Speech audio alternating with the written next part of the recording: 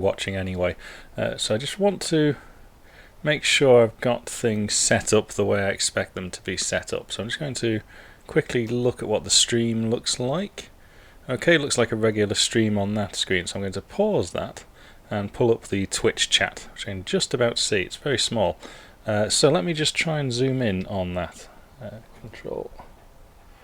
There we go. Hopefully a better chance of actually seeing it.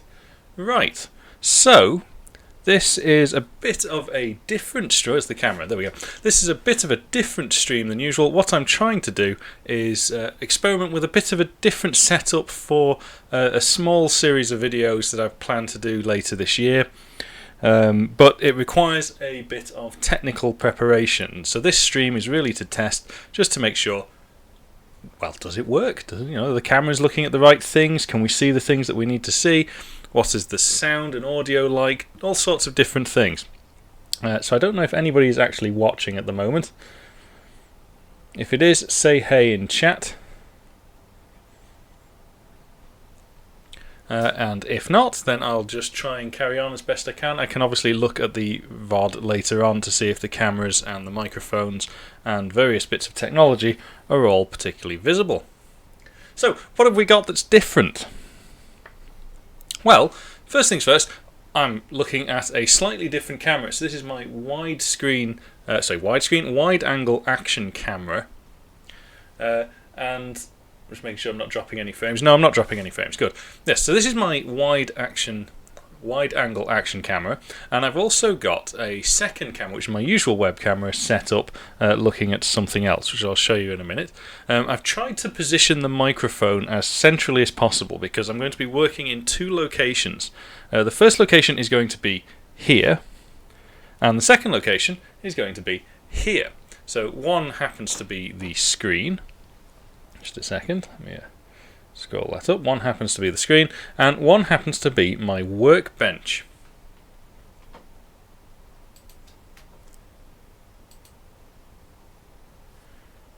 I'm surprised nobody is here yet. Anyway, carry on. So what I've got is a macro key on my keyboard, which allows me to flick between the two. So there we go. So that's my workbench, the magic of television, and they are indeed my hands. So I got the ability now to do some work on my workbench, and at the flick of a button, move over to the screen to code some of the things that we're going to be interacting with. Now, I may end up repeating some of this as the night goes on, but we'll see.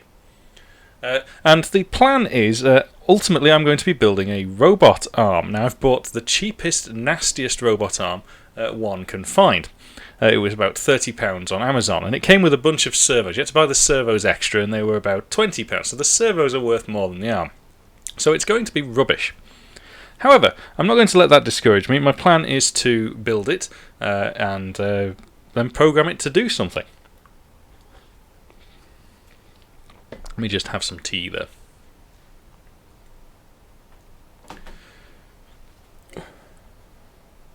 Ah, we have got a few viewers, that's good. Randy the Rando. Ah, nice setup, thank you very much. So, yes.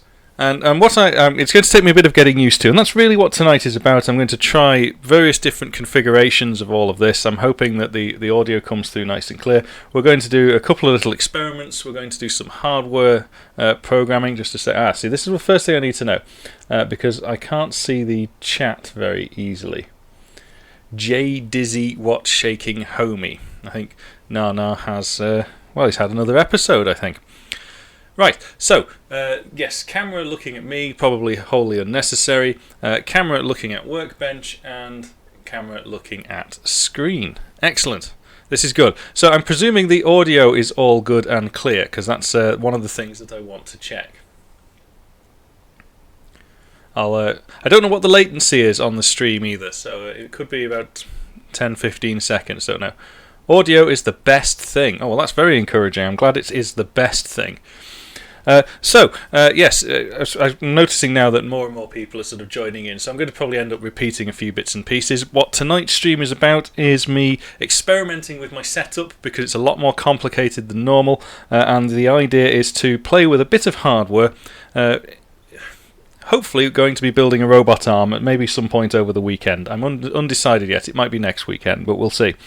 And what I'm going to be programming is one of these little mbed devices. Now, I love these devices. They're not the cheapest devices in the world. They're certainly not sort of Arduino cheap or Arduino knockoff cheap, but for me, I've found these to be incredibly easy to use. And one of the things that I really like about them is that they're ready to go plugging into breadboard.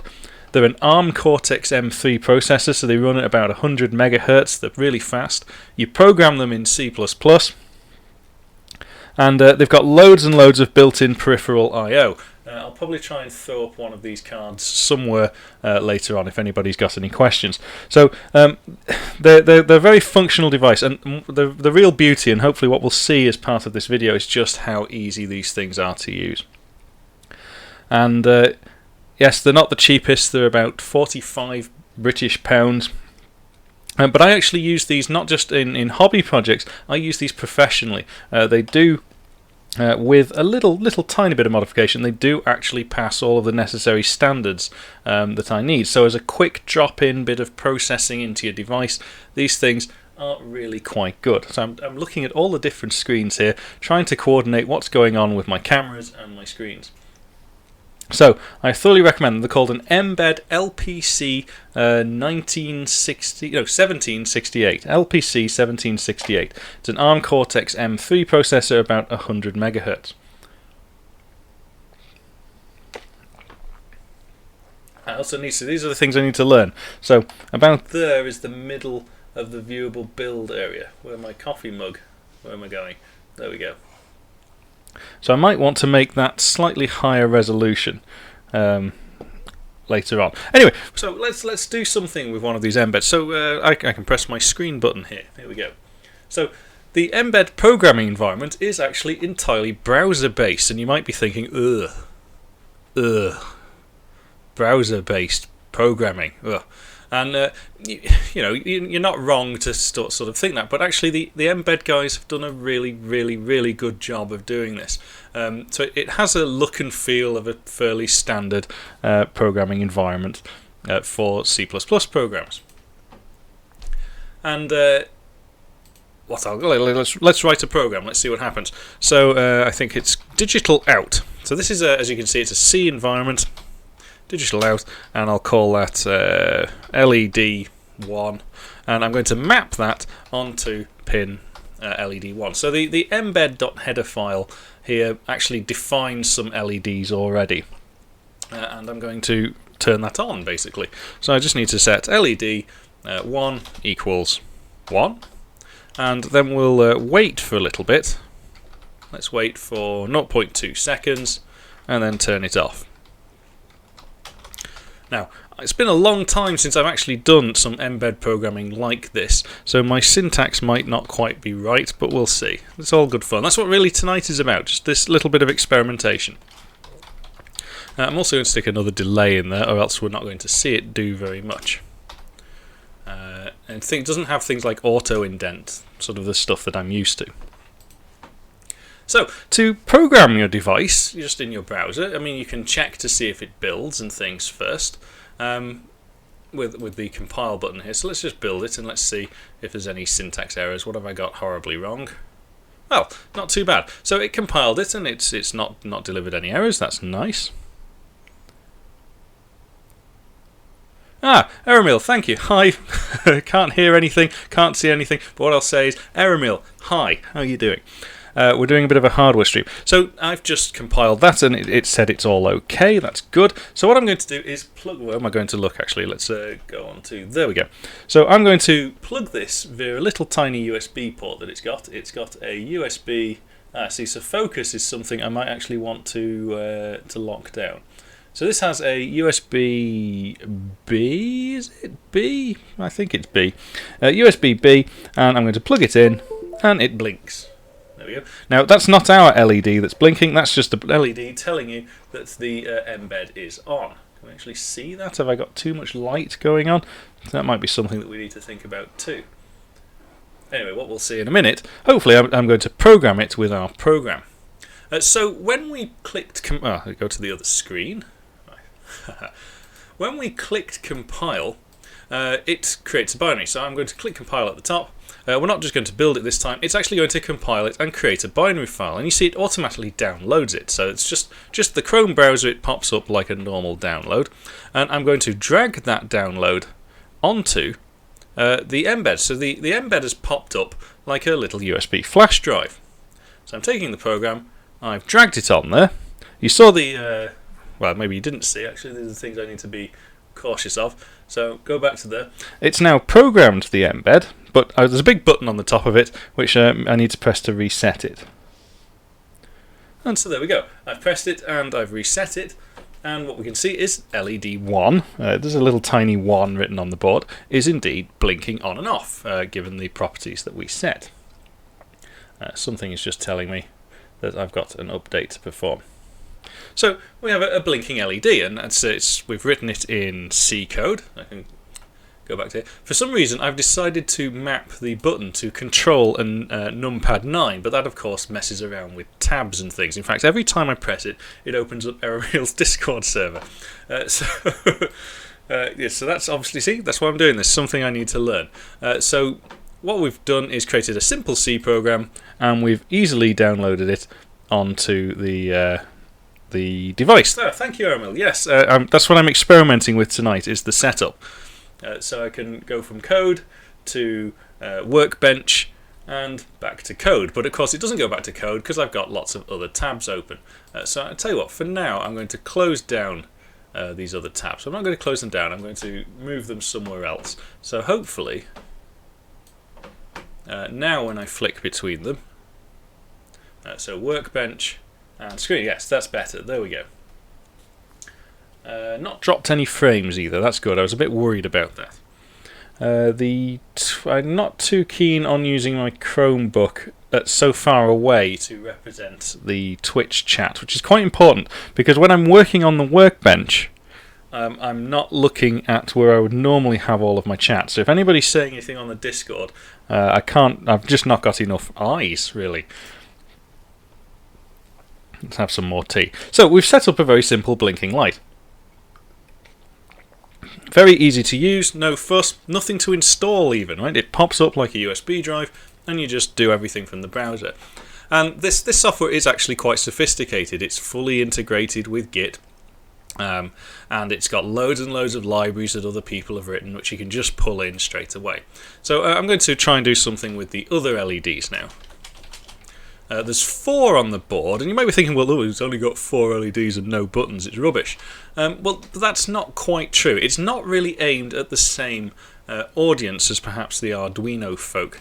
Well, it's not aimed at them, to be honest. It is sort of aimed at, once you've done a bit of Arduino and you want to start playing with some real hardware, this is probably the device to pick. Actually, I'm a bit of a board snob there. So I've created 4 more LEDs. Now I apologise for the colour scheme and the size of the font on here. Normally it's a bit larger and the font is different. I don't have that level of control. In fact, I've zoomed in the browser to try and make it a little bit more visible. So I want to sequentially blink my LEDs. So I'll switch 1 on and wait, and then I'll switch 1 off, which we're doing already.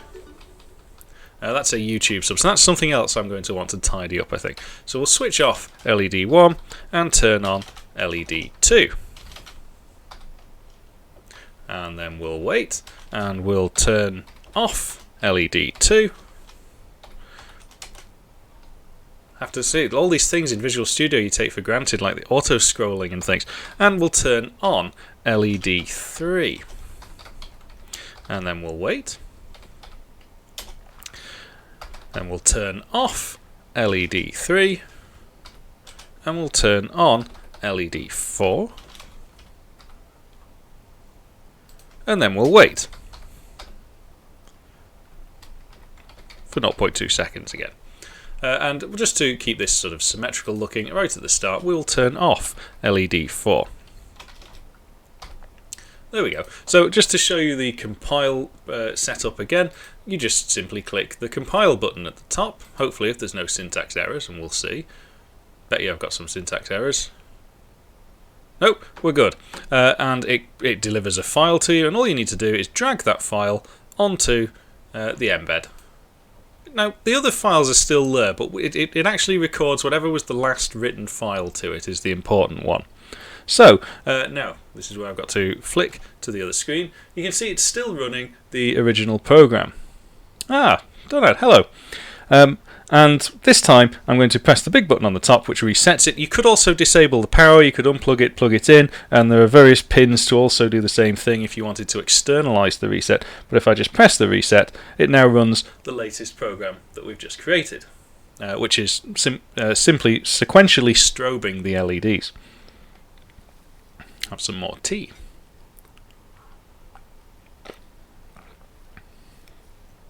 So I'm looking at my broadcasting screen, and those LEDs do actually look quite visible, I think. Which is very nice.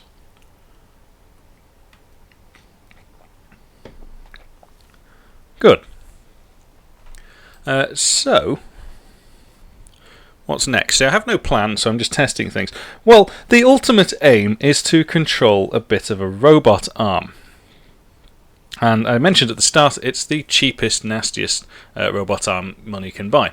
Nana says, that reminds me, I got those RGB LEDs the other month you've been meaning to play with. Well, get them out. Ah, Jodux891, hello. So, the cheap servos that it came with, in fact, I've not even opened the robot arm, let me just dig that out. So this, am I on the right screen? I'm on the right screen.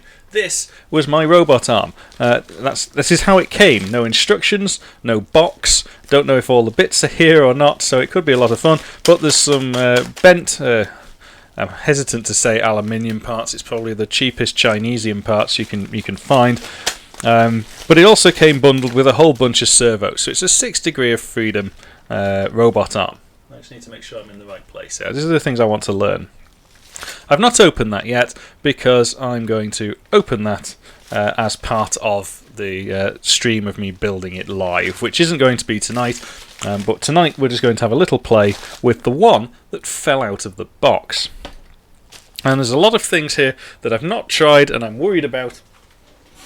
Put that away. Simply because, and I'm worried for this very reason, I have a 5-volt power supply.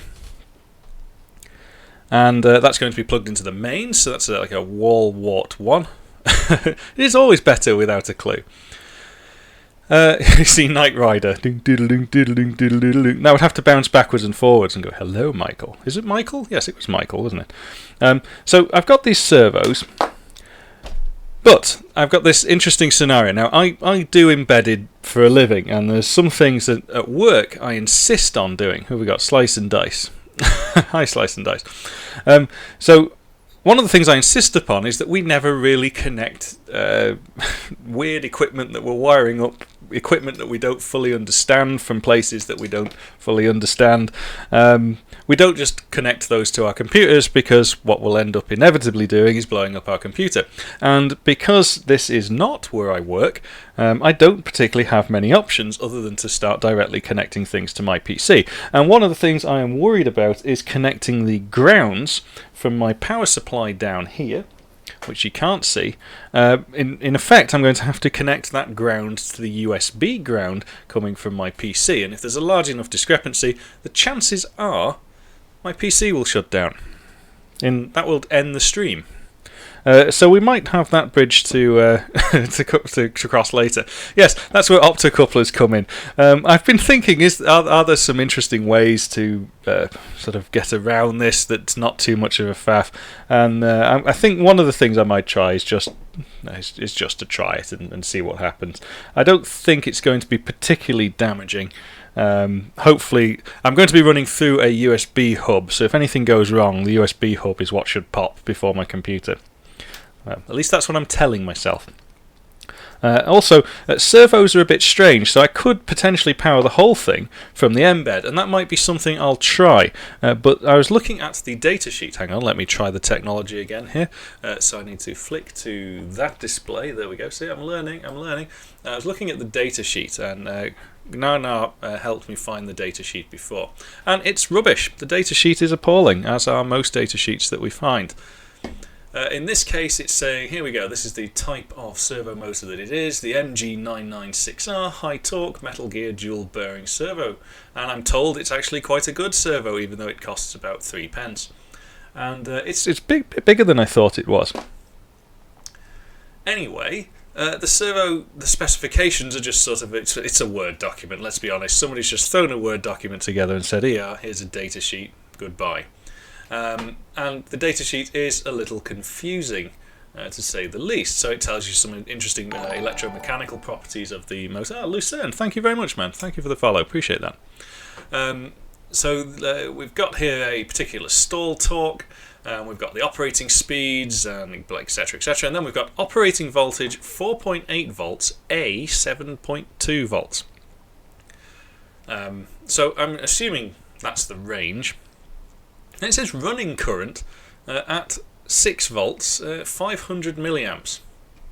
Now, if I'm just pulling that out of my regular USB port, we're going to have some problems. But I'm willing to bet it probably doesn't quite get up there because I'm not going to be giving it a load. So one of the things we'll try... not quite rogue. I'm doing something... I've set up some macros which send keyboard shortcuts at OBS to turn off bits of the display as I like. Scene transitions are a bit of a pain because sometimes parts of the scene shut down between the transitions. So I press my M1 key on my keyboard. I have a whole super fluidity of macro keys. I'm finally using one of them. So I press this button and it's flicking between the two. But the datasheet was quite useful because it also tells me what colour the cables do. Now, I never work with servo motors. Some of you know, professionally, I work with robots. And we never use these things because they're rubbish. And they're rubbish because... well, they've got some kind of feedback inside. As I understand it, they're a little DC motor, a fairly cheap one, connected with a gear through to a potentiometer, and then there's a little H-bridge and a small little controller to try and match the output of the motor with the position that it's expected to be in. And it does all of that, but it does that appallingly badly, given the levels of accuracy that my industry certainly requires. Ah, Tezza, hello! Oh yeah, Tezza the noob, because he didn't know how to set up Visual Studio properly. Now, this cost, realistically, I think this costs about £4.50 in British money. The motors I'm usually used to working with cost about £600–700 and have very high resolution built-in encoders. They are DC servos, but they don't come with any kind of built-in feedback control mechanism. Instead, I have to provide that as the user of the motors, and we do various tricks. So working with motors is actually something I know about, but working with these things isn't. And also, I don't like PWM for various reasons that my industry doesn't like PWM, but we'll be using PWM here. Unfortunately, the mbed has some direct PWM pins and PWM capabilities, and that's what I think we're going to explore in the mbed. Hang on, I'm looking at the screen, and yes, you guys are looking at the screen. I've been waving things around here, expecting you guys to see what I'm seeing, but I've not been looking at the camera, and that's because I think what I need to do is put my broadcast display in front of me somehow, so I can actually see what it is I'm transmitting. That would be helpful, wouldn't it? What I was just simply pointing at is that where we go, come on, focus, there we go. There's actually a whole bunch of PWM outputs on the mbed just naturally there. In fact, there's 6, and that's great. And by no coincidence, we've got a 6 degree of freedom robot arm. Let me just catch up with the chat for a minute. I thought I recognised your hang on, let me scroll up a bit more. Rogue, USB gear should go first. Problems with USB, I have a terrible luck with USB audio devices that need to be reinserted. Yeah, that's why I'm hoping the hub will take it out. Genzumi, I thought I recognised your username. Thank you. Videos on trials and projections. Oh, really good stuff. Oh, thank you, man. This is a little bit different to the YouTube channel, and you'll realise it's nowhere near as slick. Is that the right word to use? Because I don't think any of it's very slick. It's all a bit haphazard. it has been 3 months or something, lol, used to VS Code now. That's Tezza trying to justify his noobiness. No, solidarity. He's agreeing with Tezza. Well, yeah. Rogue, I have experience with the SX microcontroller, can get up to 100 megahertz, I believe. By experience, I mean I made a blinking light once too. Well, there we are. We are now blinking light brethren. Look at that. Isn't that good? Someone's been to Maplin. I have the same wire kit. Yes. Well, it's how these are a sought after item now because you can't buy them from Maplins anymore.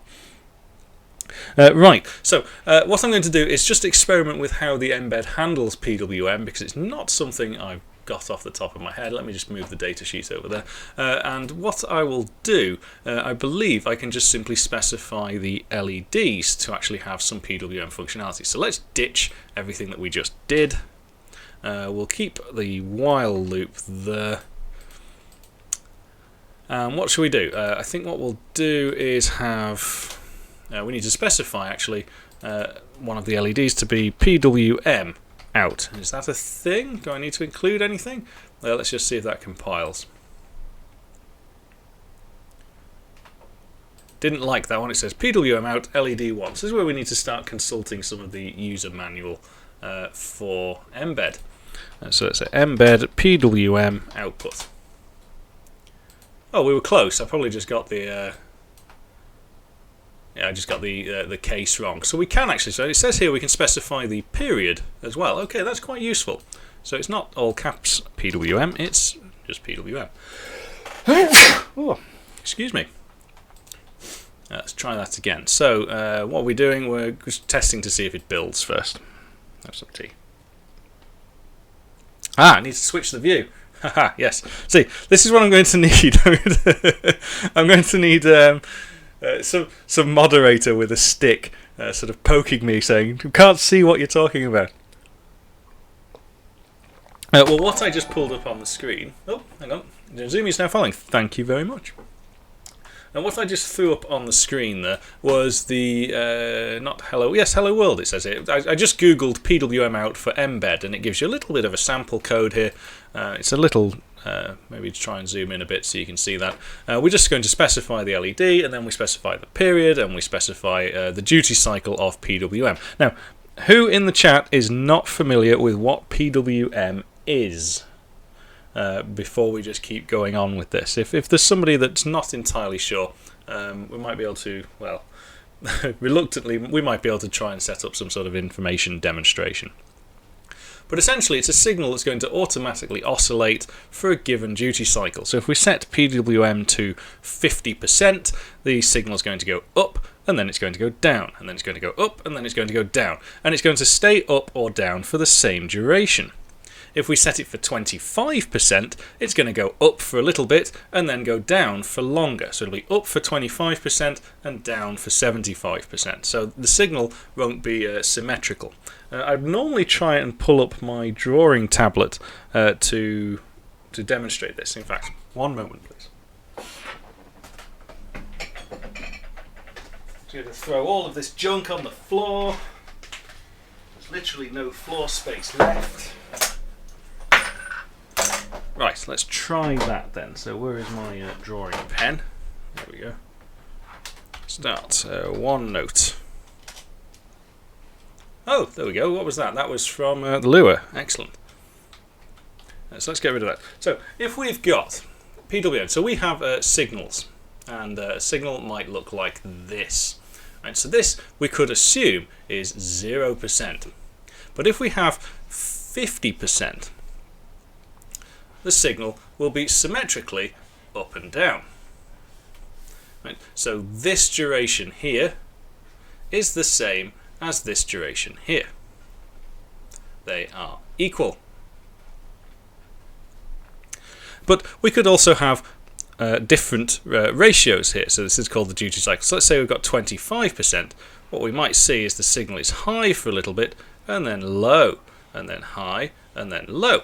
So if all of this from here to here is 100%,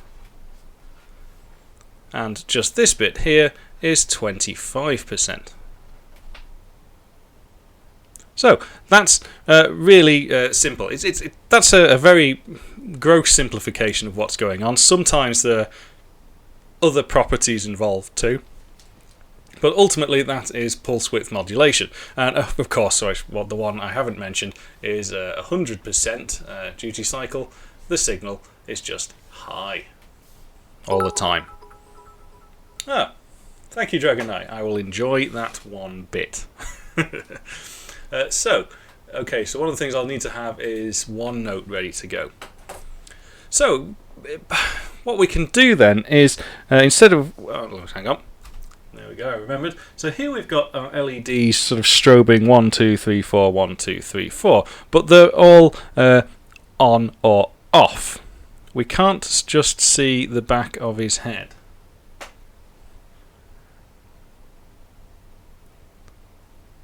This is not your normal setup. Where are you? This is actually my normal setup. I've moved the camera is 90 degrees to where it is. So normally you are looking at all of my screen and everything. I'm not going to move the camera now because I've got it set up. Normally the camera is, let me find a camera. It is here looking across at my monitors that you see in the YouTube videos. Yes, the arm has arrived. Yes, sorry, Beef Pants. Did you not see the arm? The arm arrived just like... Oh, hang on, I'm on the right screen. Just like this. Right, so it's just a bag of bits. There's no instructions or anything. So we're going to have loads of fun trying to assemble that. You recognise the angle from the webcam tests. Yeah, that's true, actually. You don't often get to see sort of most of the back of the room. Sometimes on the streams you do, because my camera's on top of my big screen. So what I'm going to do with these LEDs is I'm going to take LED 1, which we blinked at the start, and instead of... Oh, hang on, I need to move my pen there. Instead of just blinking them like this, I'm going to set some PWM values for them and see what difference it makes. To give me an opportunity to experience PWM on the mbed. Thank you for the bits, Dragon Eye. I will enjoy those 100 bits. I can buy some tea with my 100 bit. Now I've got a big bag of bits. Always, never enough bits. Right, so what am I doing? I think all I need to do is specify directly the duty cycle, I think. Oh, hang on, let's go over to that screen. There we go. See, I'm remembering, I'm getting better. What do we say for that? We're saying the period, well, I'm going to assume the period is, I'm going to set that to 1 second, and I'm going to... Oh, it says here there's even shorthand commands. So shorthand for LED right, 0.5F, and I can set the pulse width, set duty cycle time in seconds. So it's got quite a variety of methods of setting it. I actually quite like setting it as a percentage, so we'll try that. So we'll specify LED1 dot period. I'm going to specify as being 1 second. And so apparently, if I set the LED right to be 0.5, that should blink the LED on and off. Actually, let me just take that out of the loop. We can test this. So if actually, I'm going to set the period to 4, and what we should have is the LED coming on and going off each time for 2 seconds, if I've understood this correctly. So let's have a look. You don't get any IntelliSense either, so it's like coding old school. I like it. So it's successfully compiled the file, at least. Let's drag and drop that onto the device. There we go. I'm going to now switch cameras, and I'm going to reset the device. And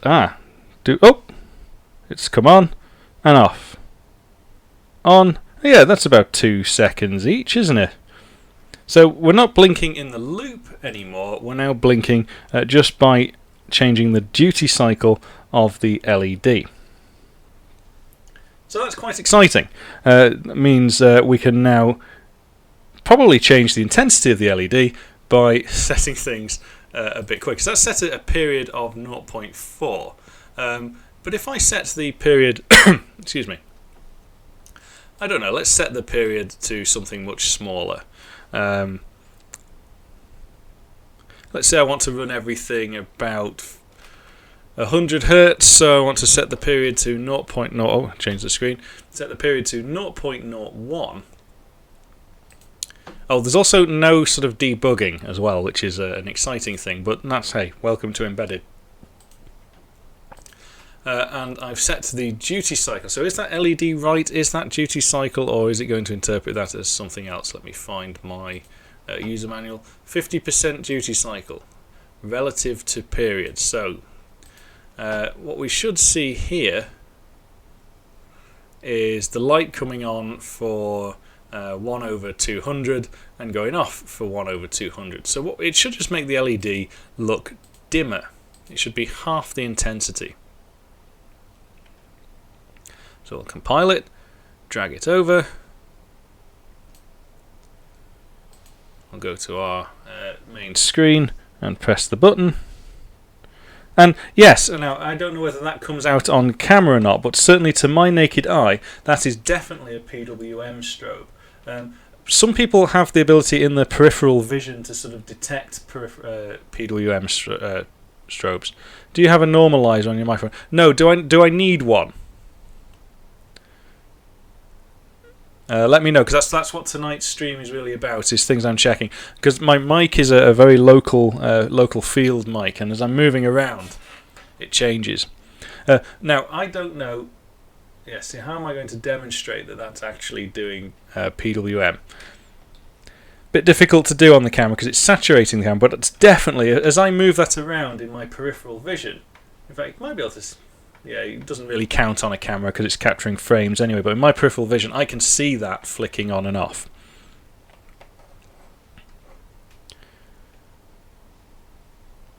It changes a lot. That's probably as I'm up here, it's probably going a bit quieter. I can up the gain a little bit, but I'm just a bit conscious of everything starting to clip. But this is exactly why we're doing these experiments. So now I've set the LED. It's basically flicking on and off really fast, but it's on for half the time and off for half the time. So on average, it's about half the intensity you would normally expect it to be. That's not actually true when you start getting into the physics of light, but for all intents and purposes, let's assume that it's reasonably true. So what we can do then perhaps is do something which changes that duty cycle, and we'll set the duty cycle based upon sine. I don't know, I'm just making this up as I go along. So if we have some variable float, we'll call it f time, and we'll, in our loop, what I'm going to do is wait for, I don't know, we'll wait for a little bit, 100th of a second, this might be well too fast, and we'll specify that the output LED1.write is equal to sine of f time,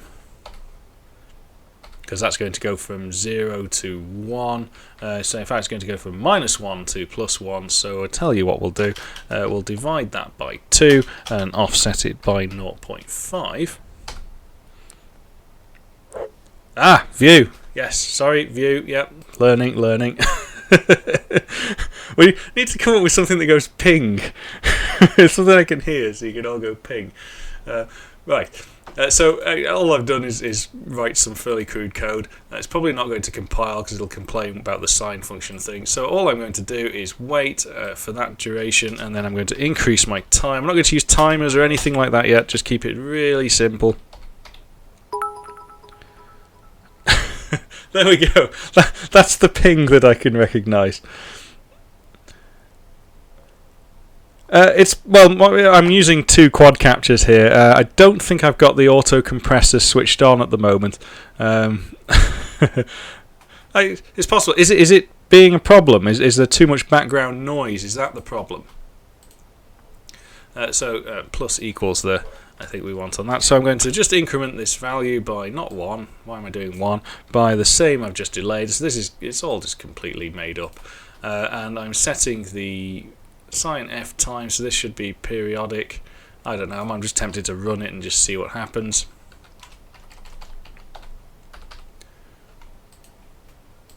It's probably not going to like it, because when you get into the embedded world of programming, sometimes Oh, I did like it, but sometimes you might need to start including things like the math library. I've not dug into this mbed header file. I don't know what it's already loading in the background. So what have we got here? We're increasing time, and we're setting the duty cycle equal to sine.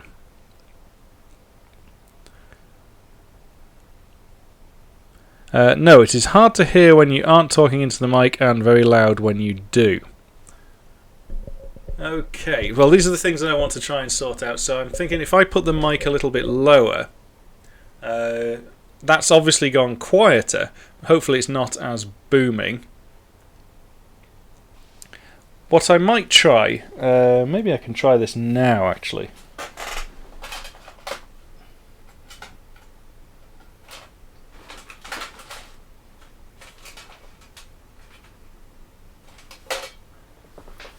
Or not. I have a lapel mic which might be more useful for doing this, which I could try, but I'm going to have to go and dig all that out, which I'm not prepared to do right now.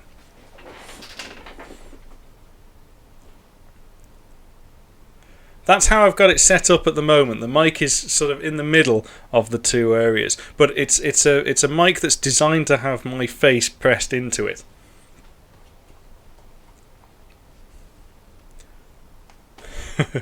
We'll keep going for now. Right, so I want to try this program and see what happens. Compile. And see if anything happens at all. We may have to adjust the frequency of it, because I've got a feeling this might go too quick to even see anything.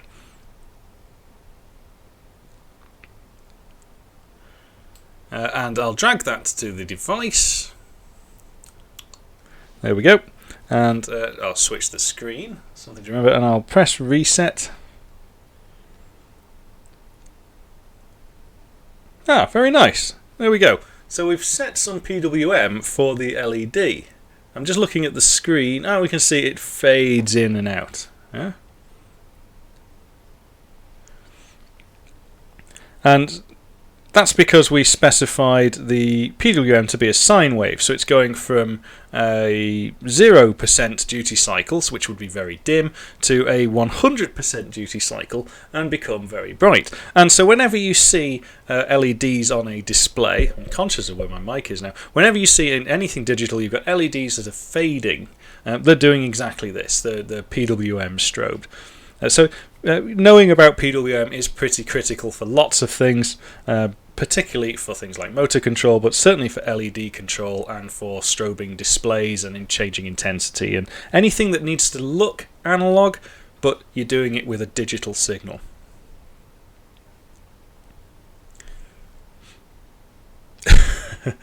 Thank you, Rogue. So yes, I think we're all very pleased that we've now got a singular strobing LED. Let's go back to the screen and let's just take this idea a bit longer. Now that we know we can do PWM out on a digital pin quite easily, let's set all of our LEDs to be such. And I think what we'll do is duplicate this just to make things simple. 4, 3, 2. And where we're writing to LED1, this is of course just a angular velocity output, isn't it? So we can change the frequency in here. Stab Alarash. Stab Alarash. Thank you very much for the follow. So if I set these LEDs to be something like that, and if we wanted to increase the frequency, then we just want to multiply all of that. Is that right? No. Frequency is going to be in here. So we'll have you going twice as fast, you going 3 times as fast, and you going 4 times as fast. And just because I'm nuts about things being symmetrical, we'll stick that in there. 1, 2, 3, and 4. Okay. So we'll click compile. What did you miss the intro to the video? Okay, when I'll flick the screen, I'll tell you what MCU it is. So I'll just drag this onto the device. So that's programmed to the device. Now I'm going to reset it. And so we see all of our LEDs, and they're effectively counting in binary now. because they're all oscillating at slightly different frequencies, but the frequencies are almost harmonics of each other. So we've got a nice sort of fading in and out kind of effect. Very nice. So this, for those who have joined the stream late, 'cause I see we've got quite a few viewers now actually, this is not an Arduino, this is called an mbed. It's an mbed LPC 1768. And it's not the cheapest of devices. It's not sort of aimed at the ultimate beginner, but I like them a lot because, firstly, they're very small. So I'll just measure this for you. Where am I going? So my screen's over here. So they are about 55 millimeters by 25 millimeters, and they have a header on the back, which is a standard 2.54mm pitch header. In fact, it mates very cleanly with breadboard. See, that's the thing. When I'm looking at the screen, that's when I'm looking away from the mic. So I think I'll sort out the lapel mic.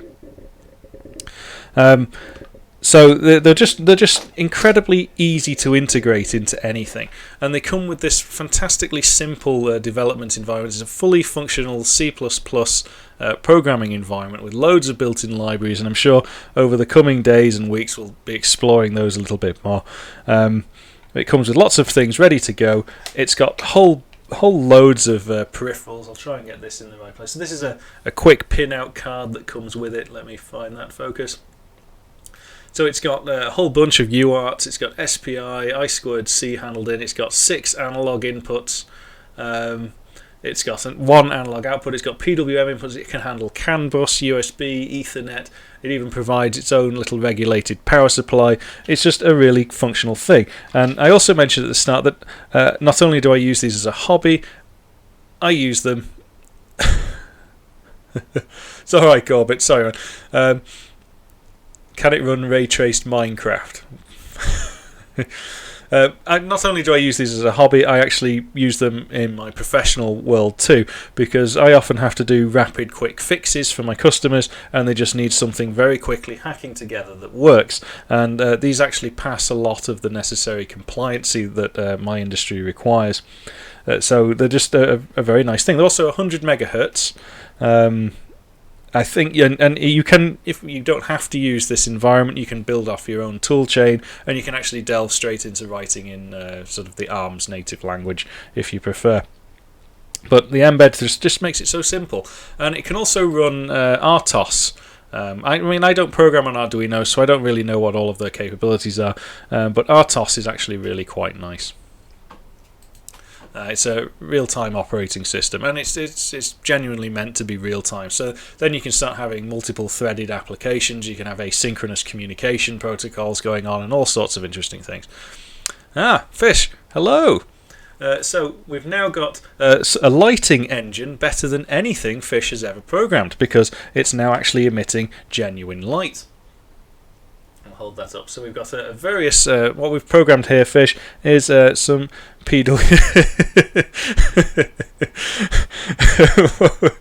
what we've got here is some LEDs being affected by sinusoidal PWM waves running at different frequencies. I'm sorry, Fish. I was being quite facetious there. So I think what we wanted to do now was maybe have a think about connecting this to one of the servos and seeing what happens. And this is where we really genuinely start to risk things, because as soon as I start connecting the grounds across, I mean, you've got to imagine what is my room like. There are wires everywhere, there are ports everywhere, there are voltage rails everywhere. Hey, Megatsu. So I'm just a bit concerned when, as soon as I start connecting the grounds together, that either the audio will go bzzz, or my computer will switch off, in which case end of stream. So what I think we'll do next then is probably connect the mbed to the prototyping board and start thinking about how we can power up the servo. What I might try, it's a bit naughty, I shouldn't do it, is I might try just powering the servo directly off the mbed. I'm going to assume that there's practically no load on this thing, so its current consumption is going to be very low. Rather worryingly, right now I have no components on me, so I can't even put like a nice little protection diode on anything or anything. So it's a bit risky. So what I will do is unplug this from my computer. There we go. So it was being powered by the USB port. Now, this is where the mic may start to get a bit quiet because it doesn't quite reach as far as I need it to. So if it's a bit quiet, I apologise. I can up the gain a little bit. Use a pickle to limit the current. Do you have a battery? Batteries. You have no components on you. I've always thought you were an Android. Well, I take, rather sadly, I did have bucketfuls of components and I took them to work because I just wasn't using them at home. So what I'm going to try, I have a bit of breadboard here, and the only reason I'm going to plug something into the breadboard is just to try and keep the connections from all falling apart.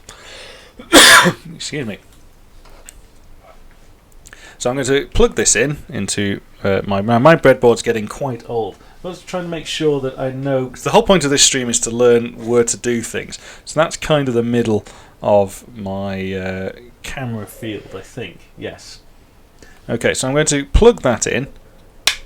Now, if you've not used breadboard before, the way that it works is in this orientation, everything going across the row is connected. And everything going in a column is not connected, so it basically gives you a matrix with which you can start to build little circuits. And so what is the circuit that I want to create here?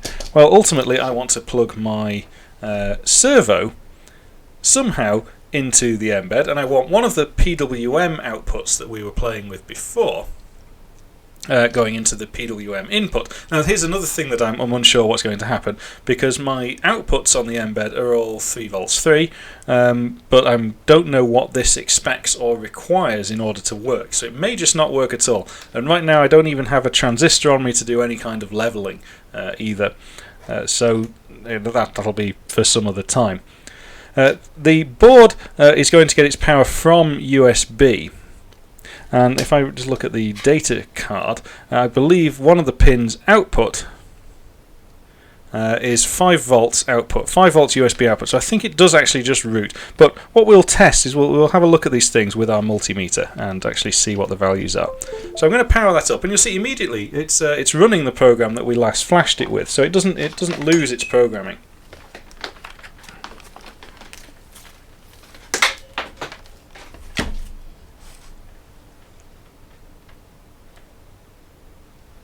Twinkling like little stars. I have one of my compact fluorescent filming lights up above me. When we get to the end of the stream, I'll show you the setup, and you can judge for yourselves just how insane it is. So this might be a quite useful thing to see. So I've got my multimeter. I'm going to set it to 20 volts. I need to turn it on as well. But I just want to make sure that you guys can actually see what's going on. Now this is making me think that really for the stream that I intend to do, I probably want the camera looking over my shoulder rather than doing everything to the side like this. It's a bit of a pain. I think you can just about make the numbers there, is that right? Oh boy, the multimeter is out. Now, the other downside to this is I have to do everything at arm's length, which is not normally how I would do anything at all. So I'm going to try and move in a little bit here. Oh dear me, everything went blurry. And try and also not electrocute myself, whilst also remembering where the ground pins are. So it's actually labelled ground. So and first of all, my multimeter thing's the other way around. So we've got ground there. What is our V out there? So the V out, that's a regulated V out. Can you actually see the numbers on the meter? Could somebody give me a feedback check on that? Well, the numbers are very visible. Good. So that's 3.29 volts, nearest damn it 3.3 volts. If I have a look at the next pin over, 4.83. So it's not quite 5 volts. So that's interesting. Is that the voltage that's coming out of my USB supply, or is it the voltage coming out of some sort of regulation on there? So maybe there's a little bit of a protection on there to protect subsequent circuits, because you can use the mbed as an on-the-go device.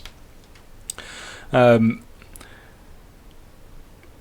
I just have a complete brain stop moment there. So I don't think it's just directly coupled to the 5 volt bus directly. I think it does actually run through a small device. In fact, if I just quickly look at the device, I would be very surprised if it wasn't whatever that device is, which looks like a diode. So I think there's a little diode running between these two outputs. Okay, so that means I've got a 4.8 volt supply, but I guess in some ways it's probably only rated to handle sort of very low loads. Probably not enough to power our server, but hey, that's what we're going to find out. Yes, I could meter the USB voltage. Hang on a second. Without trying to hurt myself, we'll try and find out what is my USB coming in at.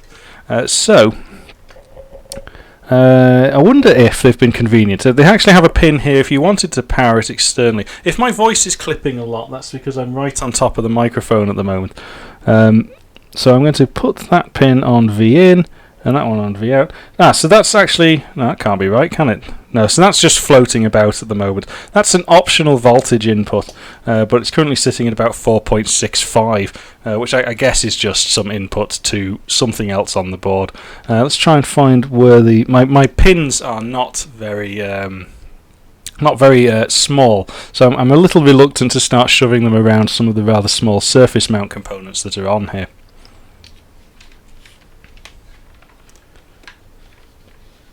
Yeah, it's because right now I'm hunched over. I think definitely the solution is the lapel mic doing this going forward. But that's what this stream is about. We're testing the setup, not necessarily learning about lots of interesting electronics. We just happen to be doing both at the same time. So I'm going to just run with this and see what happens if I try and power the servo off that power line. So we'll need to do a bit of cabling. Off. What we got there? Roland Go 88, thank you very much for the follow, cheers. It's a little bit chaotic this. I know some of you may have come over from the YouTube channel and thinking, what the hell is going on? Well, this is the reality. This is sort of how the YouTube channel functions behind the scenes. And tonight we're trying something very novel by playing about with some hardware.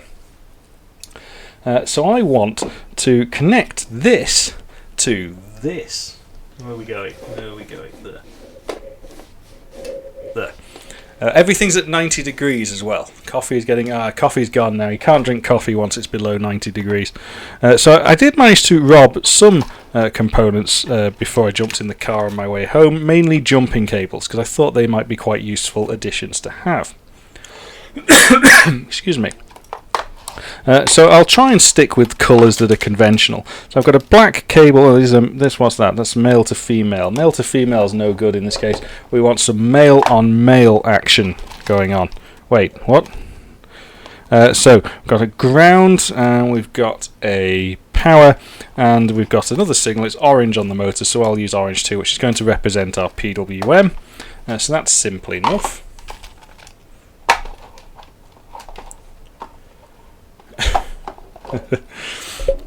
And what I'll do is just conveniently shove these in where they need to go. Now, again, I'm trying to do all these things at arm's length, and I have terrible eyesight. As you know, I wear glasses, so just actually seeing these things is a bit tricky. So that's ground. We're borrowing not the 3 volt rail, we're going to borrow the 5 volt rail. And there's a risk that this could just switch off my computer. There is another risk that it just doesn't even talk to the motor, because I can only output 3 volt 3 from the mbed. I don't have a transistor here which I could use to step up the PWM. I'm not going to connect directly to an LED, I can't.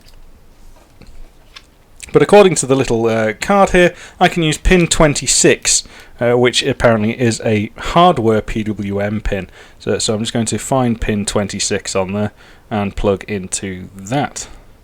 21, 22, 23, 24, 25, 26. So that should be our signal. I'm just going to rest that one there for the time being. And this is where things are going to get exciting now, because I need to look at the pinout for the motor. So it's saying that orange is the PWM signal, red is our VCC, and ground is brown. And we saw that the operating voltage is 4.8 volts. We're just about there, but it's this current consumption to me just seems a little bit high. And it's quite possible the current consumption is going to go up as my voltage goes down. I don't really know what the internal circuitry is doing. And this may be far too much for what my bus can deliver here.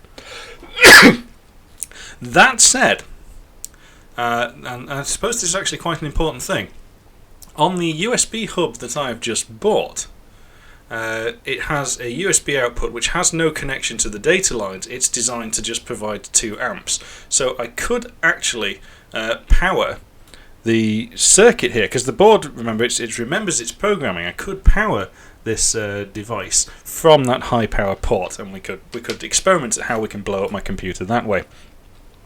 But for now, what I'm going to do is just connect these up. So it said brown. Oh, hang on.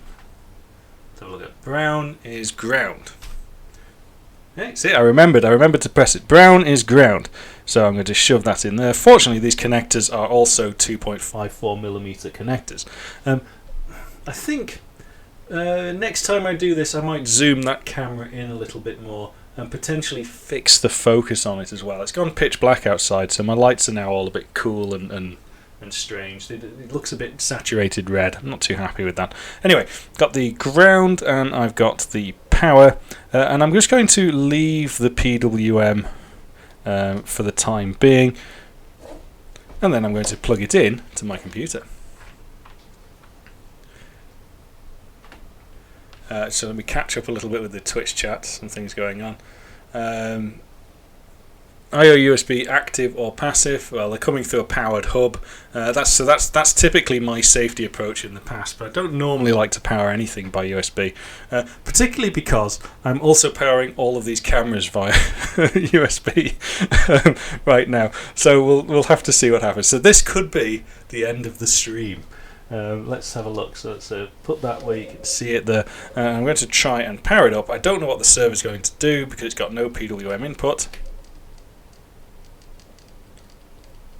Interesting. Am I still alive? Is the stream still running? I think the stream's still running. So I got some twitches and noise coming out of the servo. I don't think you could pick it up, but clearly there was not enough current to power the device. Ah, you heard the noise, did you? So it was doing something, and I expect it to do something because the PWM signal is sort of floating around. It's basically a servo with an antenna connected to it right now. But the mbed device itself wasn't capable of powering up, so it's clearly regulating the current in such a way that my little USB device here is not providing sufficient current. So let me just think about that for a minute. This is where I accidentally unplugged the camera. That's going into there. I'm going to just try and power that off the high power charging output, but I've got a feeling that this requires some sort of handshaking to occur in order to be enabled. But we'll see what happens. So we'll just try that again very briefly. Don't want to leave it too long.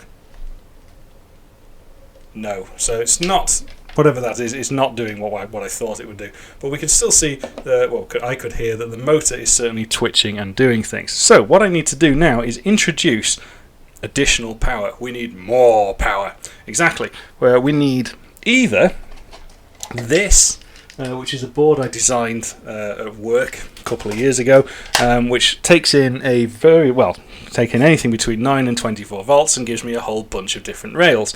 And one of the reasons I wanted to make this is simply because you never have enough inputs and outputs on your power supplies, and so I just wanted loads and loads of pins. So I've got terminals here, they're all individually switchable on and off, and I can plug these jumper wires into them. They've got male and female headers, and I know these two are variable, so I can get up to 12 volts out here. I just trim the pots to see what I get, and these ones are fixed outputs at 1.5 amps each. So lots and lots and lots of power available to come through that. So we may need to do some of that in order to get this to work, but that means I need to power up my external power supply, which is down here.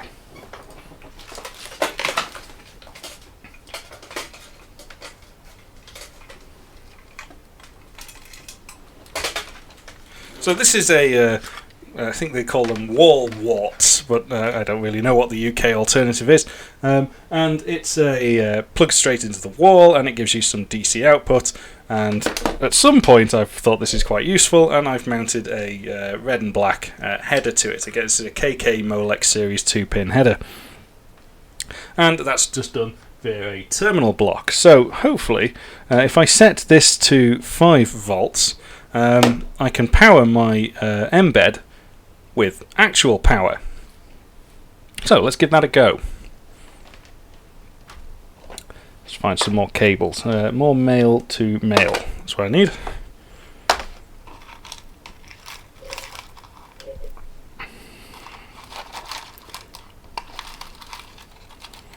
I'm trying to be colour consistent, just before I completely lose track of everything that's going on.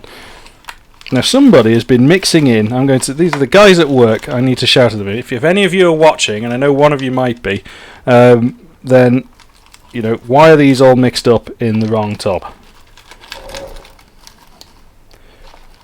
Right, I'm going to go with green and red. So remember what I said before on the boards, that the rows are connected. So if I want to add additional circuit in here, I can do. So what I'm going to do is take that off, and I'm going to power the mbed. Make sure I get that on the right one. Ground and power. That's also going to power the motor with 5 volts, and I'm going to power the mbed with 5 volts and ground. There we go. And the other end of my thing, I'm just going to make sure that this still works, because I don't know if it does.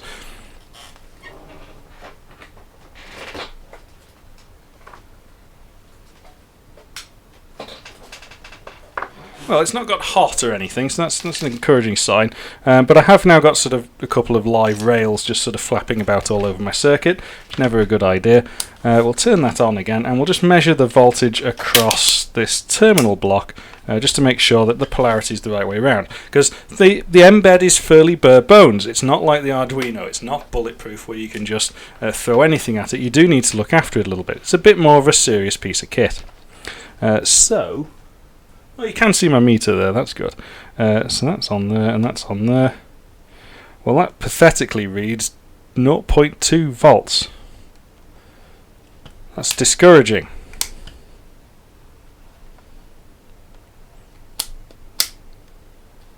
This indicates to me that this power supply doesn't work, which may also be a fairly quick exit to the stream. Let me just make sure. It helps if, you know what guys, if you turn it on. So let's try it now.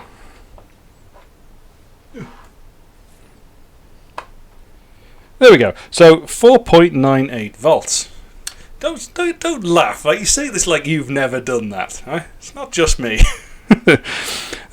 And also, I'm doing it the pressure with an audience. How have we got here? 27 people watching. Oh, thank you very much, guys. I don't really look at those numbers very often, but that's really good. Thank you.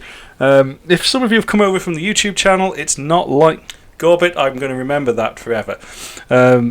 If you come over from the YouTube channel, this is obviously a bit different. I'm basically trying to learn how to do, not the electronics, fortunately I think I know what I'm doing there, but learn how to set up my stream and cameras and things in order to do a YouTube series where I want to do some programming of a little bit of hardware. It's a bit of a risk, a bit of a gamble for me, because everybody associates my channel purely with software, but if you look at the channel introduction, which is as old as the channel, you do actually see me messing around with a soldering iron and some televisions, so it's not necessarily strictly a software channel. However, we'll cross that bridge when it comes to it. So right now I know I've got a good 5 volt supply here. I'll just turn that meter off again and try not to get tangled in my own cables. Now I don't have a switch for this. That's rather inconvenient, so I'm just going to switch this off again. And I'm going to connect up my power supply to the mbed. Hopefully I've got this the right way around. So I think the mbed should power quite happily off 5 volts. I think it can actually power off a little bit more than that. What am I powering it off usually? Is it usually 5 volts, or am I usually looking about 9 volts? Have a look at this little card is really quite useful, and it says yes, you can power this from 4.5 volts to 14 volts, which is really quite useful, being able to run it off a 12 volt supply. So let's stick some power in this. There we go. You might notice the real care and attention I'm taking to making sure that my circuit is robust and reliable. Just shoving pins into holes on connectors and things. Well, it's all good fun, isn't it? There we go. So I've got ground connected to ground. Make sure that's the case. Ground connected to ground. V-in's connected to V-in. And the terminal block is on. 5 volts. Here we go. What's going to happen? Can you power this with 200 volts AC? Well, gate over voltage? No, that would be an over voltage. So, let me just double check what we've got going on here, because I really don't want to cook all of my equipment on day one. Do you know what? I'm just going to do a quick continuity check of some of my values. There we go. So it beeps. I just want to make sure I've got ground connected to ground before we continue. If I can get the pin in. Tell you what, I'll not go from there. I'll go from here. Ground to ground on there. Interestingly, the USB shielding isn't connected to the ground. That's good. That's good. And we got any other grounds floating about on here? Yeah, there we go. So we've got ground, that's fine. Let's try the 5 volt line coming into V in. Yep. Now, sometimes when you're probing across your pins, and you might think, right, I've just probed the ground line, that's all good. And then you just probe the 5 volts line, and that's all good. And then you go back and probe the ground line, and you get a little pip. And that's because you've charged a capacitor somewhere up on your board, and that cap's confusing your multimeter. So, 5 volts there, yeah, that's good. Good. Okay, right, here we go then. Is it going to just go kaboom? Place your bets, please. Maybe I should write some sort of Twitch bot. Right. The mbed is technically, if you're powering it off the USB bus, it's 5 volts, but it can support up to 14 volts. Let's go. Right, so maybe some of you saw the motor twitch when I powered that up, so that's a good sign. That's telling me the servo's got some power. And the LEDs are blinking, so we've got sufficient current now to start running the experiment. So, good. I think the next thing to do is to, well, I guess we need to somehow make the servo visual. Because right now we're never going to see if it actually turns or spins or does anything. Where did I put the bag of servo bits?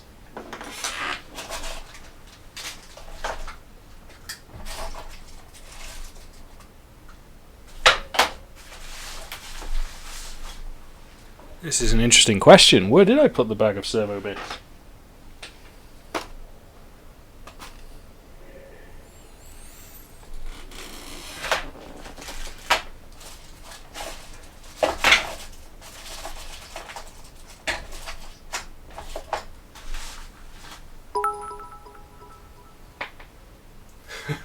Thank you, Dragon Eye. That's one servo bit, is it? Servo bits. Where have you gone?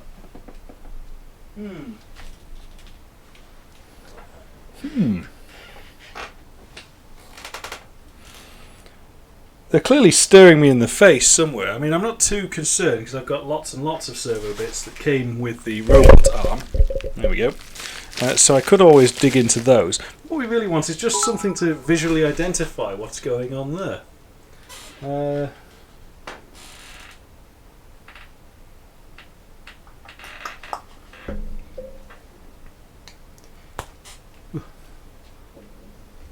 Tell you what we'll do. We'll make, because it'll be a bit more visual, because I think the servo bits are also black, I'm going to stick a big blob of blue tack on the top, like that.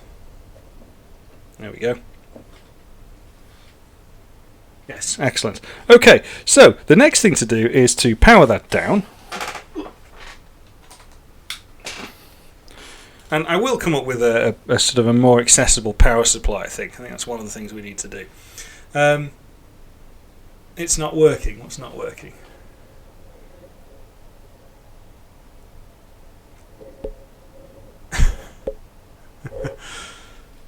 It ain't tape, but it'll do. Like I say, we're hacking right now. So I'm going to connect up the PWM pin of the servo as well. So hopefully now we've got some control. But what I will do temporarily, I need to think what's a more sensible way of doing this. Right now, whilst I'm programming the device, I actually don't want to power up the motor because I'm not going to be able to connect this to the USB and power it from the USB in order to program it. Now, I strictly don't need to do that, and we might try that in a minute, but this is the bit where I'm getting worried about, because then I'm going to be connecting my USB grounds to whatever awful ground is coming out of this horrible cheap power supply on the wall. And that could cause us some problems. So for the time being, I'm going to be doing some swapping of USB cables. But let's go and have a look at the code. Hopefully, yes, I've had the right display, and everybody's saying I've not been pinging correctly. So let's go over to the code. And we'll just quickly look at the data sheet for the device. The data sheet says the duty cycle is something like that. So we've got a 50 Hertz period, so 20 millisecond period, and we want to specify duty cycle, and I don't know if it's got some sort of intelligent ranging or anything like that, so I'm just going to smack numbers at it and see what happens. So what did it say? It said it was 20 milliseconds is our period. So instead of, what we'll do is whatever we do to our output, we'll also do to LED 1, so we can see if there's some correlation between them. So I'll get rid of those other LEDs, get rid of that. I've got cables going across my keyboard and everything. That's very frustrating. The period is going to be 20 milliseconds, 0.02. And we'll stick with our low frequency sine wave to start with as well. And who have we got there? So that's Artbart. Hello, and some animals.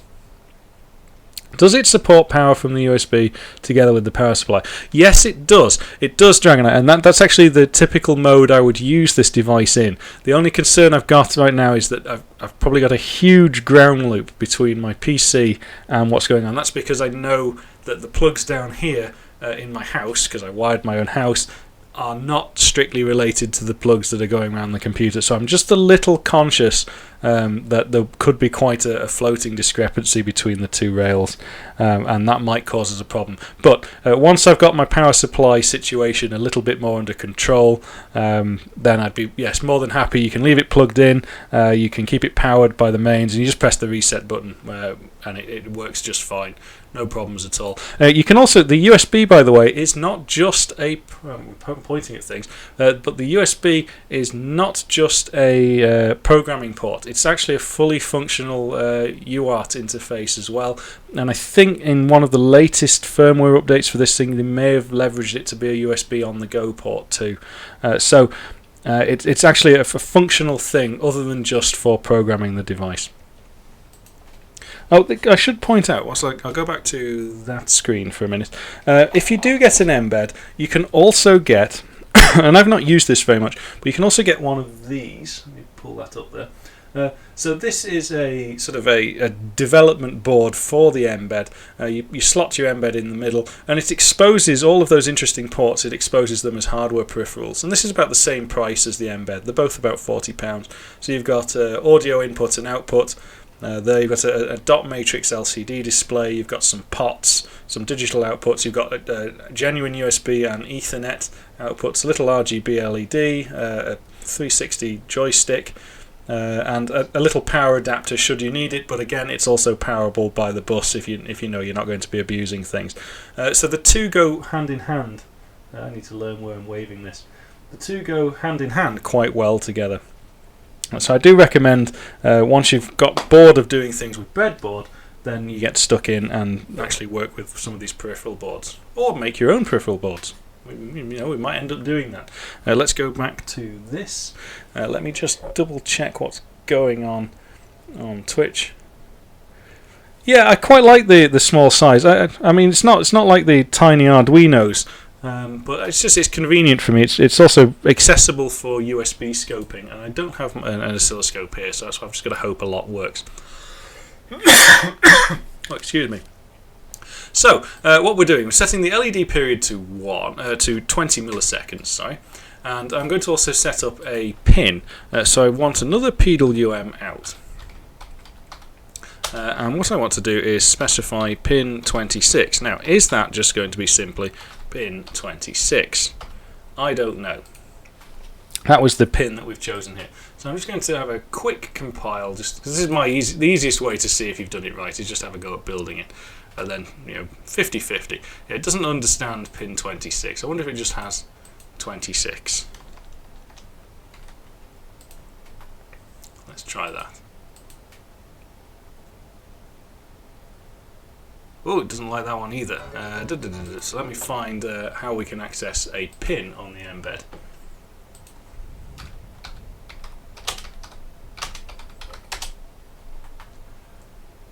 PWL, this is the docs that we were looking at before, which we know specifies it to an LED, but I want to specify a specific pin. And here we go. It says, oh, it actually does. It says PWM1 here is either LED1 or pin 26 on port 2 bit 0. That's interesting to know. So it could well be that actually what I should see on that output is the same as what's already on the LED, which would be really super convenient because it means I don't have to write any code. Excellent stuff. Well, we'll test the theory. I've lost my environment now. Hang on, find the right window. There we go. So in theory, I've written the code already, because that documentation implied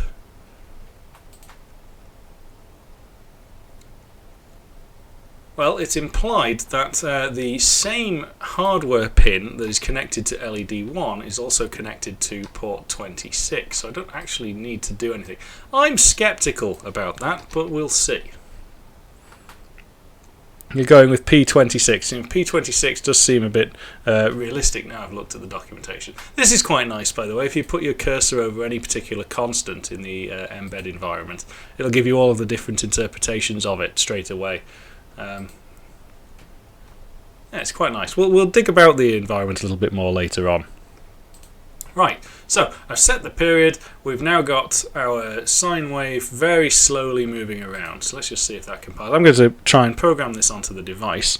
I've disconnected the motor from the power, so hopefully we're not just going to sync all of our power directly into the motor.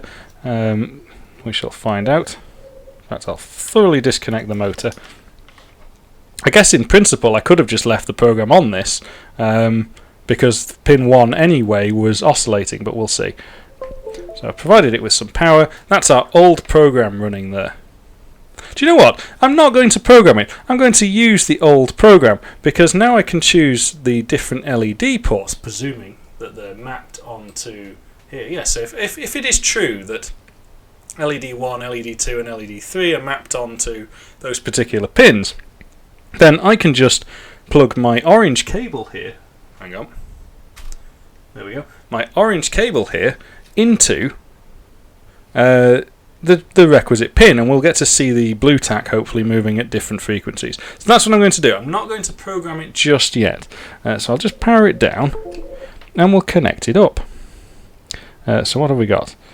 Power there. Signal there. Ground there. Oh dear, my ground pins are a bit flaky. There we go. So, who knows? What do we think is going to happen here? Let's just power it on.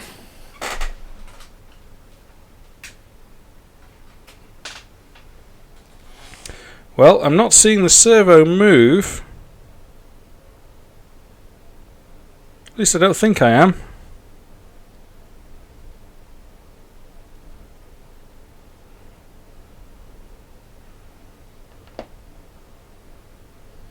So I'm wondering now, is actually the output PWM output? Maybe not. Let's try let's make sure I was in pin 26. That's always a good start. Pin 21, 2, 3, 4, 5 and 6. Nothing moving there. Nothing moving there. Nothing moving there. So it looks like we do have to program it deliberately.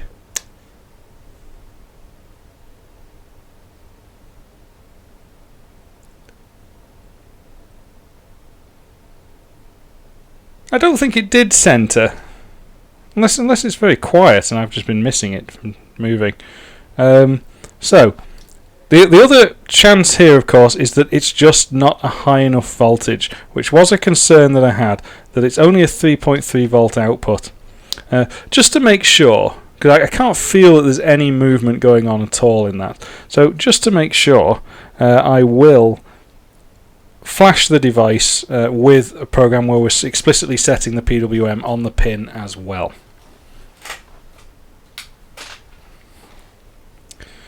So I'll just disconnect the motor again, go back to our program. So where we were saying LED 1, let's also be explicit and we'll say,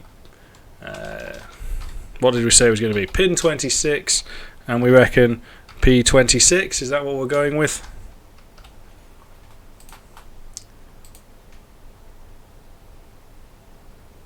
Okay, liked P26, so let's also specify the properties for those two things. So pin 26, dot period, 0.02. And don't forget, this could all result in absolutely nothing at all, simply because the voltage from the mbed is not enough for the motor to understand. It's just not high enough. And I don't have a scope, so we can't look at what the voltage is doing. So let's just set that to pin 26.write. So whatever we do to pin 26,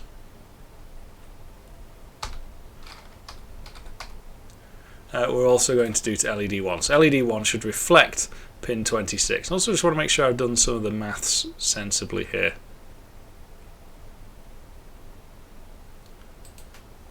Okay, I think so. So I'm going to, we don't need to watch me compile it, we've looked at me compile it enough. What I'm going to do it now is not connected to the motor, but I'm going to plug into the mbed, so now it is powered from the computer and it's running the program that we already had. I'm going to now compile my code.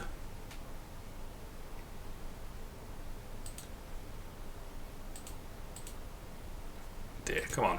Find the right window, there we go. I'm going to compile my code and download, put the power directly from the PCU to the server. It is, yes, it is connected directly to it. I've just connected it up to the breadboard so that the power for the servo is coming directly from the DC voltage input. I'm just going to drag that over. Program the device. You'll see the device blink a lot now, that's whilst it's being programmed, and if I reset that, what we should see now is just pin 1 doing its thing, and ideally whatever the output is on here is also doing whatever pin 1 is doing. I wonder if there's a way I can verify that with the meter. Try and remove all of this tanglage. So if I stick that on ground, oh dear.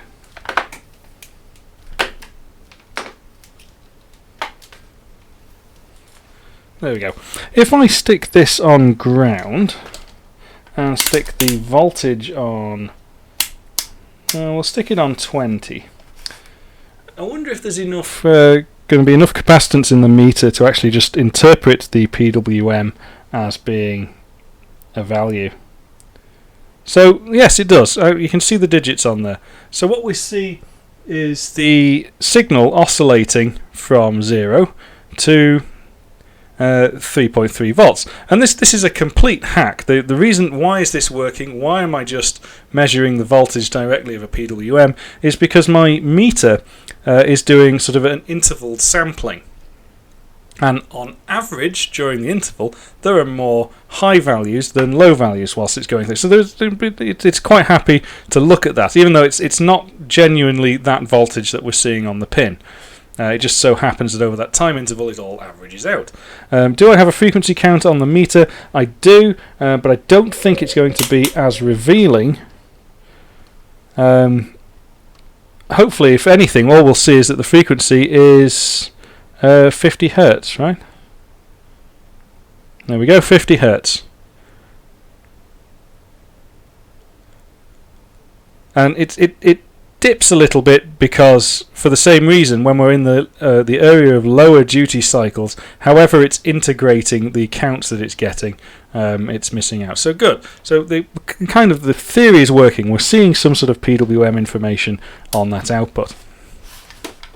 But what we're not seeing is any movement on the motor, and I'm beginning to suspect that's because this is 3.3 volts and the motor is expecting something closer to the power rails that it got, I expect. So what I'll do now is unplug that and reconnect our servo. So we know that we've got a sensible PWM signal. We know we've got a sensible 5 volts. I've lost my ground. There we go. And we know that we've got a ground.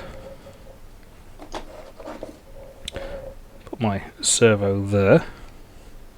See, this is more fun to do on a stream like this with a smaller number of viewers than doing it live on YouTube and then realising nothing works. Right, so I've disconnected that from my computer. That looks legit. Oh, Gareth Hubble, subscriber. Hey Gareth, how you doing, man? 2-month streak. Electronics are fun. Electronics are fun, but the vast quantity and multitude of cables that I am sat amongst is not fun. So anyway, I'm going to switch the on button, and we'll do this in celebration of a 2-month subscription from Gareth there, because if this blows up, then we can all blame Gareth, right, for distracting me. Let's have a look. Okay. Oh, hello. Unexpected. Well, I mean, it's moving, so, we're winning. But clearly, the duty cycle for the servo is not a 100% range. So I think when it gets to these sort of end values, I'll have to look at what the datasheet is saying, but as I pointed out before, the datasheet is cripplingly poor. That I don't know sort of what the minimum and maximum range is. Hasn't blown up yet. No, not yet. Making all sorts of interesting noise. So it's not holding dead steady, or it's hit some sort of hard limit. Because I guess it's got a maximum. It's not a 360-degree servo that I'm aware of. And there's no information in the datasheet about what the minimum and maximum duty cycles are. So that's something I'm going to have to perhaps experiment with to work out. It says here, this high torque standard servo can rotate approximately... Can you hear that, by the way? The standard servo can rotate approximately 120 degrees, 60 in each direction. You can use any servo code, hardware library to control these servos, so it's great for beginners who want to make stuff without building a motor controller with feedback and gearbox. I'm going to power that off. It's getting noisier. And it's jumping around the desk. There's a lot of torque coming out of that. But I don't want to cook it in case I'm over cranking it a little bit with the PWM values that I've given it. So hopefully, if anybody can actually help me out here, the data sheet, the part number is the MG996R. If somebody could find out what the minimum and maximum PWM range is. Yeah, that's what I'm thinking now. I don't know what the range is. So I'm just catching up with a bit of the Twitch chat here.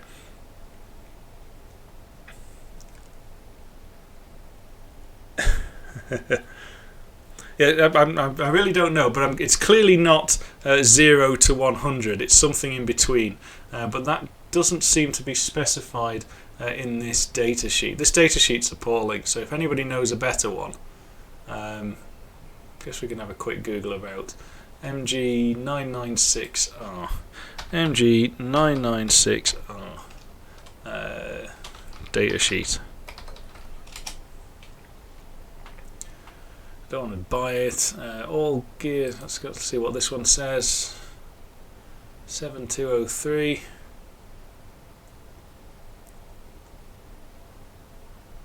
And potentially more comprehensive.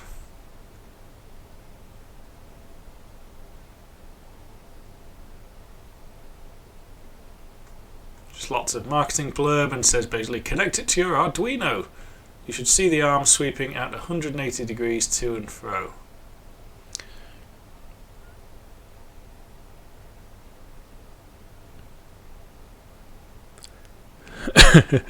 So 50% duty cycle should be in the middle. So is the strategy then to... oh, hang on, here we go. Position 0, 1.5 milliseconds pulse is middle. A 2 millisecond... Oh, hang on, what's it going on here? 1.5 millisecond pulse is middle. 2 millisecond pulse is middle. Is all...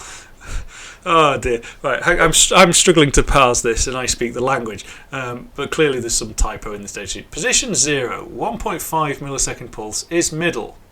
90, 2 millisecond pulse is middle, is all the way to the right.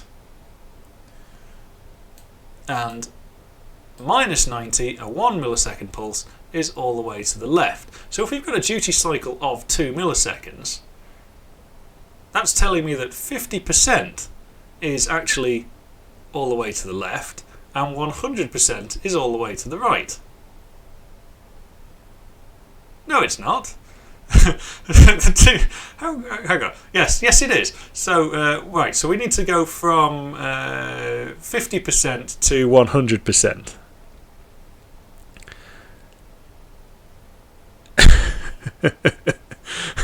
%50 to 100%. Okay, well, let's modify our code and see what happens.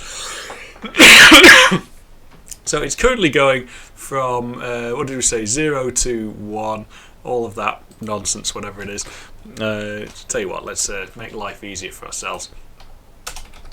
Float, duty cycle equals all of these bits.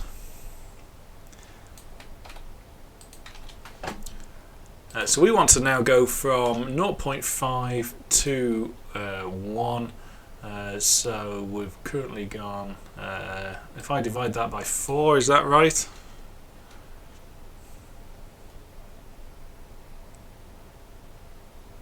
Yeah, if I divide that by 4, Magetsub's good at stuff like this. If I divide that by 4, so does that now give me 0.5 to 1? So if this is at plus 1 divided by 4 is 0.25. No, it doesn't. It doesn't give me plus 1. Let's put that back at 2. So that's giving me a range between 0 and 1, and we'll just multiply that by 0.5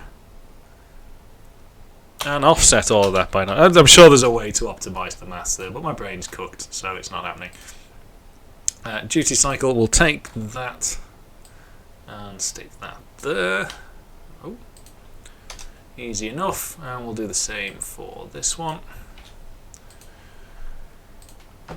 Just quickly have a look at the Twitch chat because people are typing all sorts of things.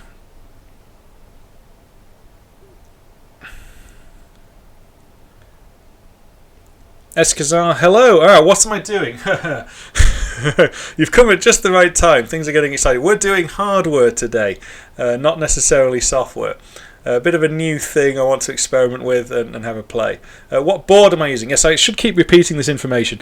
What I'm using is, there we go, magic camera switch. Look at that swish, hey? One Lone Coder Studio's got a budget. I'm using what is called an mbed board. It's called the mbed LPC 1768. They've been around for quite some time. They're similar to an Arduino, but they're a little bit more professional than an Arduino. They're not quite as cheap, but they do run very quickly, and you program them in C and C++. Through a very slick user interface, which we're just about to see. So they're very nice boards, and I actually use these in industry as well. So they pass a lot of that specs required for that. Reverse the polarity of the neutron flow. And Gorbit's just saying my name. So yes, if you've joined the stream now, there's sort of a lot's happened already. But that was it. See, I really don't like the Arduino language, and when I was working with students that did use the Arduino, I actually found it was very difficult to simply transfer a byte across a bus. Why is it? This should be native. So anyway, we'll come back to that. So let me go back to my coding window for a moment.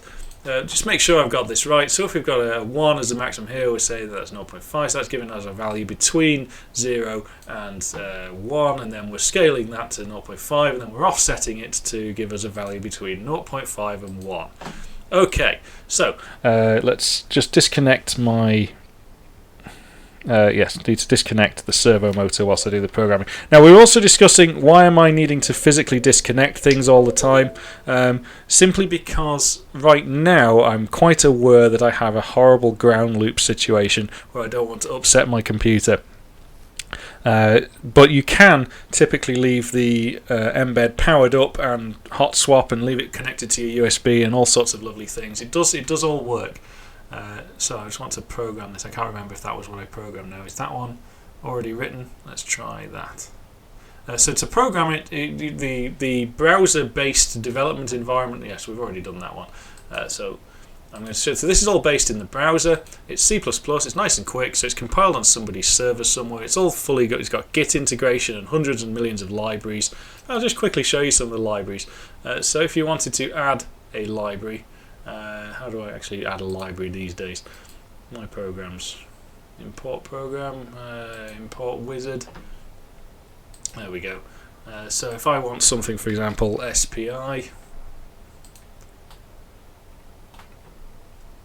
So anybody that's created an SPI library and committed it to the mbed project, you can dig in here and there's documentation and see what happens. You just pull it in and start using it. Yes, you can build a local toolchain for this. In fact, that's quite a new thing. It happened towards the end of last year. They've released the toolchain, and I think, I've not tried it myself, but I believe there's even Visual Studio integration now. So you could actually move all of this over to Visual Studio. Failing that, though, it's a standard ARM building toolchain, so all of those tools are readily available. Debugging is a slightly bit of a different thing, but yeah. Something else. So we've click compile, we'll compile our program. It will create the binary and Chrome will download it as it just did there. And all I'm going to do is take that binary and drag and drop it onto the mbed. And whatever the last program was written is the program that runs on the mbed. So now I want to disconnect it from the computer so I don't blow myself up, which you don't always have to do, and I'll prove that next time we do a video using some hardware. So I'm just going to connect my servo.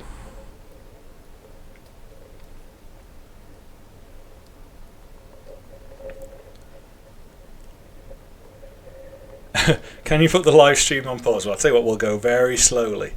So whilst Dragoneye is relieving himself, the things I do for the supporters of my channel, I'm just going to power this up. So hopefully it should be less erratic this time.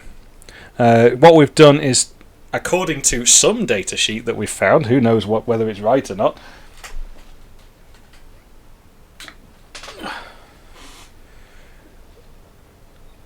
it's buzzing. I can feel it buzzing, but I can't see it moving.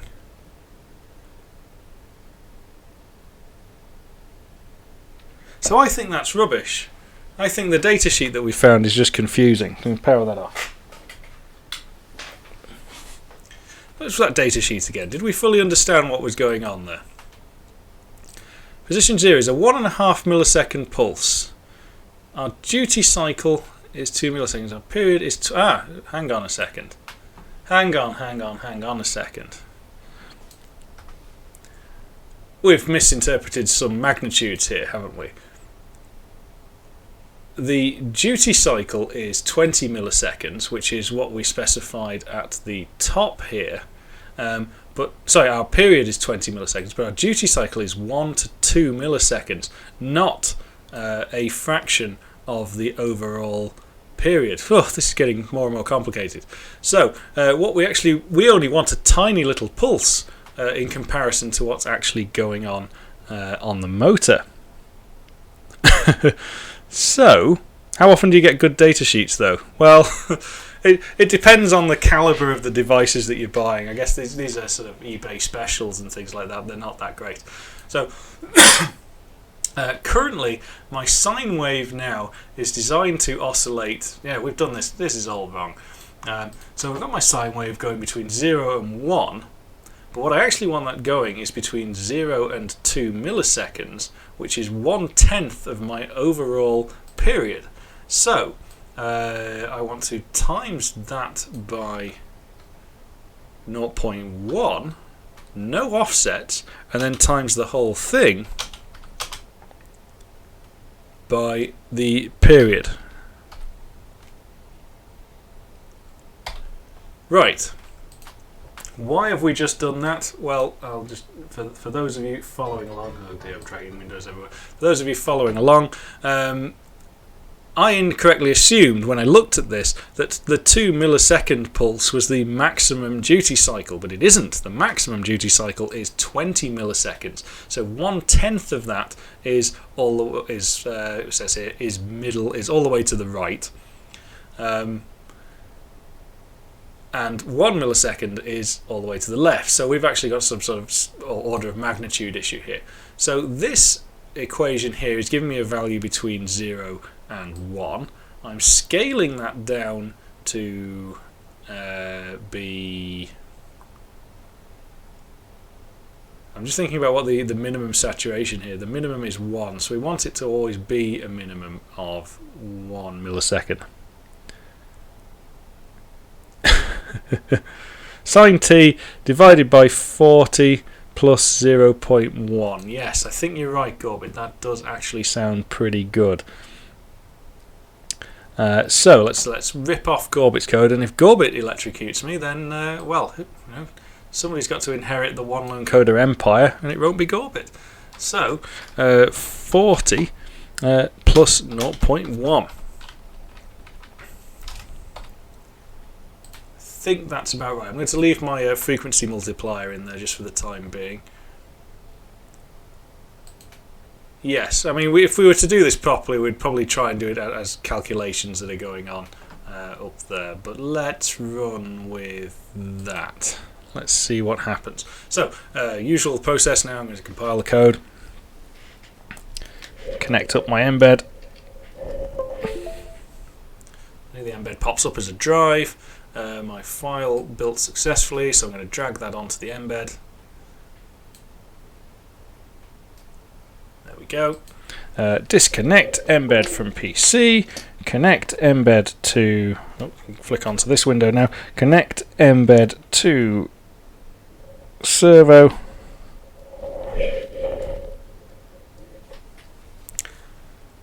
And turn on the power. Just always double check your connections.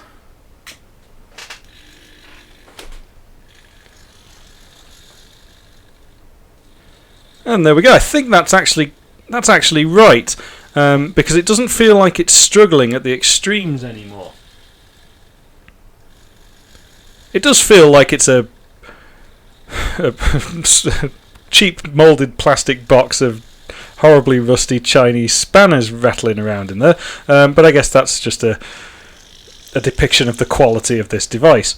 That said, it does seem to be oscillating now under control and reasonably accurately, and even better, it's quite happily to be controlled from a 3.3 voltage rail instead of a 5 volt voltage rail.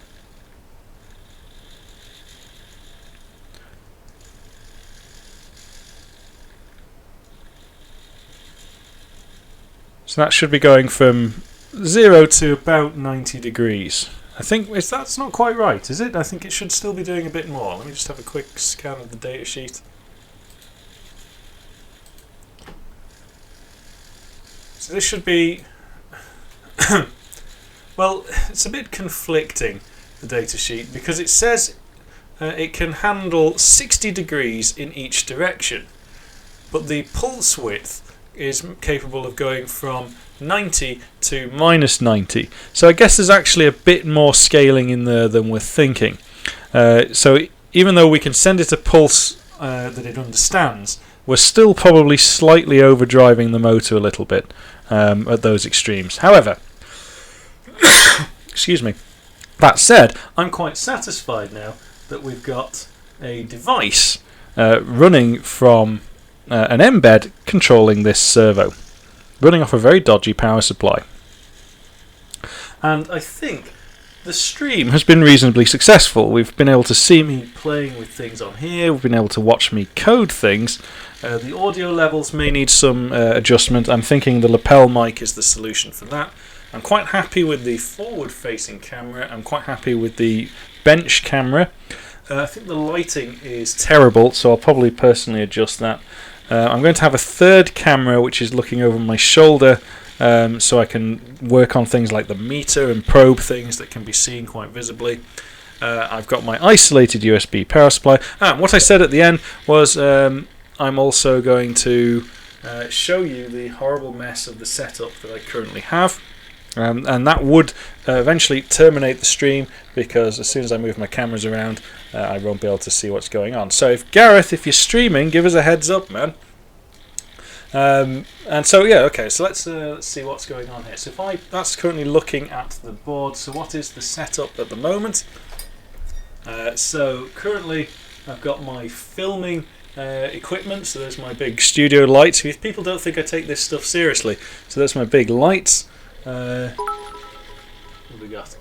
And I've got the board itself. I've got to look at a different screen here. Obviously that's me. And if I zoom me out a little bit, so I've got it going across my keyboards. I've got my audio stack system going on. That's why I'm looking at the Twitch chat there in the distance.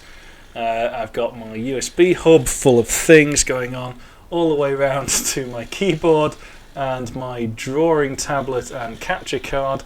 On that monitor I'm currently looking at the Discord. There's the microphone boom right in the way, and up there in the distance that's my broadcasting screen, and of course in front of me I've got my big monitor, which is the visual scene that you see.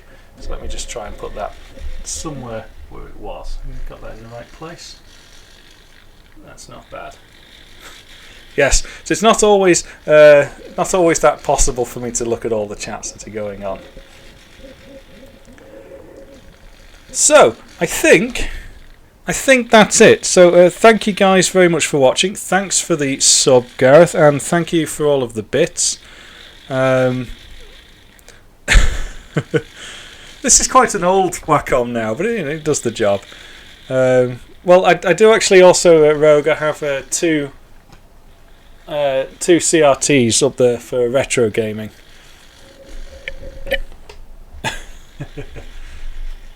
There we go. The little action camera, by the way, was £25 from Amazon, and I think it's very, very good. So I'm going to go back and have a look at bits of this footage and see how well it all panned out.